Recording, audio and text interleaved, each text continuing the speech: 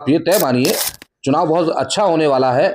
जो लोग ये कह रहे थे कि राष्ट्रीय दल के सामने मतलब वहां पर जो भी कैंडिडेट लड़ने वाले हैं वो नहीं लड़ेगा, ये लड़ाई किसी समाज की नहीं है, ये राष्ट्रीयता की लड़ाई है। ये राष्ट्रीयता की लड़ाई उन लोगों के ऊपर, उन आताताइयों के ऊपर है जो वहां पर रहते हुए, जो समाज के होते हुए, जो सवर्णों के बीच में रहते हुए, सवर्णों के समाज से होते हुए आज तक अपनी आवाज नहीं उठा पाए, आज तक ये आवाज नहीं उठा पाए कि सवर्णों पर क्या अत्याचार हो रहा है।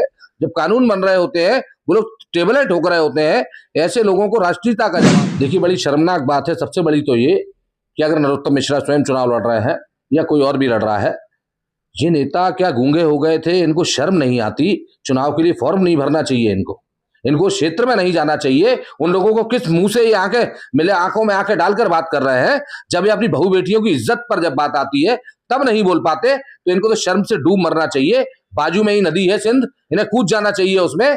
इनका चुनाव लड़ने का कोई औचित्य नहीं। नमस्कार दोस्तों, अनुपमा राय दंडोती वेलफेयर फाउंडेशन में आपका स्वागत है। दोस्तों, दतिया उपचुनाव का जैसे ही बिगुल बजा है, सामान्य वर्ग, ओबीसी वर्ग और अल्पसंख्यक समाज के जो हितैषी हैं, जो शुभचिंतक हैं, उन्होंने भी ऐलान कर दिया है कि कुछ भी हो जाए, जो समाज में फूट डालो राज करो नीति अपना रहे हैं, चाहे वो बीजेपी हो, चाहे कांग्रेस हो, चाहे बीएसपी हो, चाहे आप पार्टी हो, चाहे भीम आर्मी हो, सबको ईंट का जवाब पत्थर से दिया जाएगा। उसी के श्रृंखला में हमारे साथ में अमित द्विवेदी, जो लगातार समाज हित की बात करते हैं, तो उनसे पूछते हैं कि उनने दतिया उपचुनाव के लिए कैसे प्रत्याशी की मंत्रणा की और कैसे प्रत्याशी की खोज कर रहे हैं। क्या वो चुनाव लड़वाएंगे या प्रचार करेंगे, या जो पार्टियां चुनाव में कूद रही हैं उनका विरोध करेंगे, या कुछ लोग निर्दलीय भी आ रहे हैं, जैसे कि अनुपमा राय दंडोती वेलफेयर फाउंडेशन ने ताला चाबी चुनाव चिन्ह पर ऐलान किया था कि दतिया में जब भी चुनाव होगा, चाहे दतिया हो, चाहे वार्ड क्रमांक 5 हो, चाहे भोपाल हो, चाहे सिवनी हो, चाहे देवास हो, जहां भी चुनाव होना है वहां पर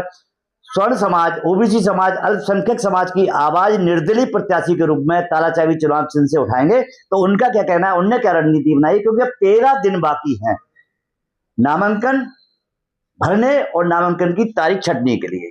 13 दिन में क्या होगा? पहले तो नमस्कार। और देखिए, 13 दिन में ये होगा कि अभी जैसे हम रक्षक मोर्चा का राष्ट्रीय अध्यक्ष भी हूं मैं, ये जिम्मेदारी है मेरे ऊपर, और आप ये तय मानिए, चुनाव बहुत अच्छा होने वाला है। जो लोग ये कह रहे थे कि राष्ट्रीय दल के सामने मतलब वहां पर जो भी कैंडिडेट लड़ने वाले हैं वो नहीं लड़ेगा कोई भी, तो आपको बता दूं, ये लड़ाई किसी समाज की नहीं है, ये राष्ट्रीयता की लड़ाई है।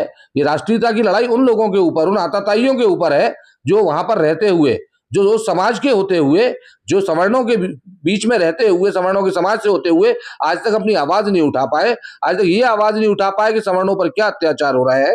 जब कानून बन रहे होते हैं, वो लोग टेबलें ठोक रहे होते हैं, ऐसे लोगों को राष्ट्रीयता का जवाब है, जिसका एक जवाब रहा पिछड़ा वर्ग और सवर्ण को अगर दूर करने की ये बात करते हैं। भरत तिवारी हमारे भाई ने जवाब दे दिया, उस अमर शहीद ने जवाब दे दिया कि किस तरह से पिछड़े वर्ग की लड़ाई लड़ते हुए वो व्यक्ति मारा गया, उसकी हत्या की वहां की सरकार ने, वहां की पुलिस ने।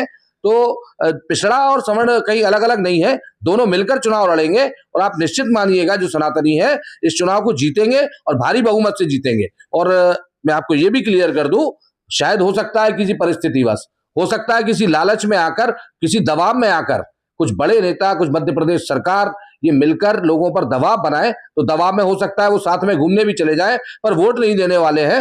वोट वो पूरा इस वैकल्पिक व्यवस्था जो की गई है सवर्णों के लिए, जो सनातनियों के लिए, वोट उसी को देंगे। बहुत से लोग थे जो संतोष वर्मा के खिलाफ बात कर रहे थे, बीजेपी के खिलाफ बात कर रहे थे, कांग्रेस के खिलाफ बात कर रहे थे, नरोत्तम मिश्रा के खिलाफ बात कर रहे थे, कांग्रेस प्रत्याशी के खिलाफ बात कर रहे थे, भीम आर्मी के खिलाफ बात कर रहे थे, वो आज नरोत्तम मिश्रा को लेकर पोस्टर डाल रहे हैं। देखिए, बड़ी शर्मनाक बात है सबसे बड़ी तो ये कि अगर नरोत्तम मिश्रा स्वयं चुनाव लड़ रहे हैं या कोई और भी लड़ रहा है, ये नेता क्या गूंगे हो गए थे? इनको शर्म नहीं आती? चुनाव के लिए फॉर्म नहीं भरना चाहिए इनको क्षेत्र में नहीं जाना चाहिए। उन लोगों को किस मुंह से ये आंखें मिले आंखों में आंखें डालकर बात कर रहे हैं?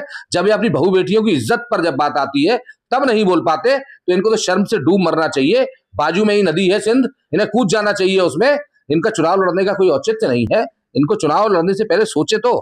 जब आपकी बेटियों को गाली दे रहे हैं, जब आपकी बेटियों को साथ सुलाने की बात करते हैं, जब आपकी बेटियों की अस्मिता पर बात आती है, तब अगर आपके मुंह से कुछ नहीं निकलता, तो इससे ज्यादा घृणित और गिरा हुआ आदमी कोई हो नहीं सकता। किस मुंह से वोट मांगने जा रहे हैं, मुझे तो ये भी समझ नहीं आ रहा। देखिए, मैं आपको बता दूं कि जिस तरह से आपने देखा होगा, जब महाभारत सभी ने पढ़ी है, सभी सुनते हैं, सभी सनातनियों की सुनी हुई है, भगवान श्री कृष्ण ने यादव वंश के कहे जाते हैं, उनने जब लाज बचाने के लिए जब पूरी सभा में आ गए और पूरा ढकने का काम द्रौपदी को किया, तो आप मात्र एक छोटे से एक धागे से उन्होंने उनकी लपेट दिया था उंगली के ऊपर, जब उनकी उंगली कटी। तो मैं ये समझता हूँ कि वही सनातन फिर जिंदा हो रहा है। उसी सनातन को जिंदा करने के लिए ना तो किसी जाति में जाइएगा, बल्कि ये देखिए बहन बेटियों की इज्जत कौन बचाएगा, बहन बेटियों के लिए लड़ने कौन जाएगा, उनका साथ दें।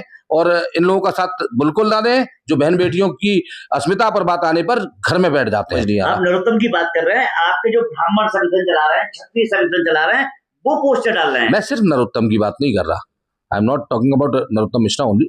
मैं बात कर रहा हूं जितने भी लड़ रहे हैं, कांग्रेस से भी लड़ेंगे, बीजेपी से भी लड़ेंगे, सपा से भी लड़ेंगे, बसपा से भी लड़ेंगे, सभी दलों से लड़ेंगे, निर्दलीय भी लड़ेंगे, कुछ अपने यही लोग लड़ाएंगे, डमी कैंडिडेट भी लड़ाएंगे।